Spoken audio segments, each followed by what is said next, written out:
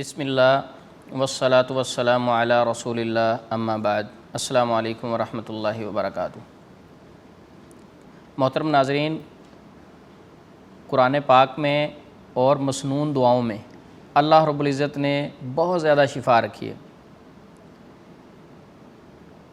میرے پاس ایک بھائی آئے، ان کے جسم میں ایک پھوڑا نکلا جس وجہ سے ان کی باڈی میں ایک بہت بڑا سوراخ ہو گیا، اور ڈاکٹروں کو بھی سمجھ نہیں لگتی تھی، اور کہتا 3-4 دفعہ میں نے اس پھنسی پھوڑے کا آپریٹ کروا لیا ہے لیکن وہ ٹھیک نہیں ہوتا، اس سے پیپ چلتی رہتی ہے اور باقاعدہ وہ سوراخ نظر آتا تھا۔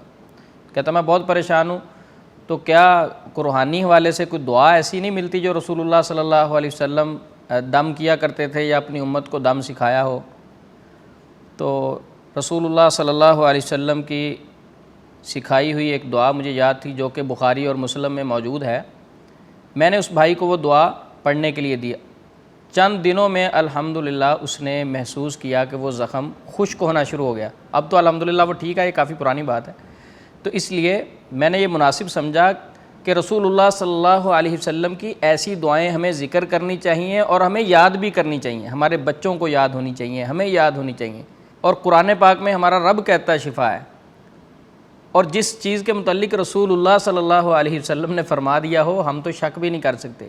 تو یہ جو دعا رسول اللہ صلی اللہ علیہ وسلم نے ہمیں سکھائی، اگر جسم پر کسی جگہ پھوڑا، پھنسی یا اس طرح کا کوئی معاملہ ہو تو سب سے پہلے شہادت والی انگلی کو تھوڑا سا لعاب لگانا ہے اور پاک مٹی پر اس انگلی کو گھمانا ہے، یعنی انگلی کو زمین پر پھیرنا ہے، ساتھ یہ دعا پڑھنی ہے۔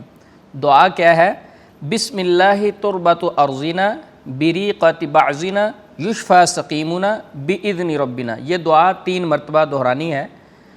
بسم اللہ تربت ارضنا بریقت بعضنا یشفى سقیمنا باذن ربنا۔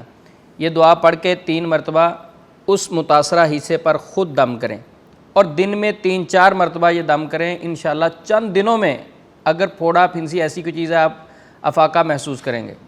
تو بہت سارے لوگوں کا یہ نظریہ ہوتا ہے کہ آنکھ پر کوئی چھوٹی چھوٹی پھنسیاں اکثر نکل آتی ہیں، تو اس کے اوپر صبح اٹھ کے لعاب لگائیں، یہ کریں وہ کریں۔ ٹھیک ہے، وہ بھی کارآمد ہو سکتا ہے، میرے تجربے میں نہیں ہے۔ ایک چیز رسول اللہ صلی اللہ علیہ وسلم نے اپنے امت کو سکھائی ہو، اس میں تو ہم شک بھی نہیں کر سکتے۔ تو ہمیں ادھر ادھر کے ٹوٹکے چھوڑ کر جو نبی پاک صلی اللہ علیہ وسلم نے ہمیں طریقہ بتایا ہو، جو دعا سکھائی ہو، اسے اپنانا چاہیے۔ یقیناً اس میں فائدہ ہی فائدہ ہے۔ تو یہ دعا خود بھی یاد کریں، اپنے بچوں کو بھی یاد کروائیں۔ دوائی لینے سے پہلے دعا ضرور کیا کریں۔ دعاؤں میں بھی تاثیر ہوتی ہے، قرآن پاک کی آیات میں بھی تاثیر ہے، رسول اللہ صلی اللہ علیہ وسلم کے سکھائی ہوئی دعاؤں میں بھی تاثیر ہے۔ السلام علیکم ورحمۃ اللہ وبرکاتہ۔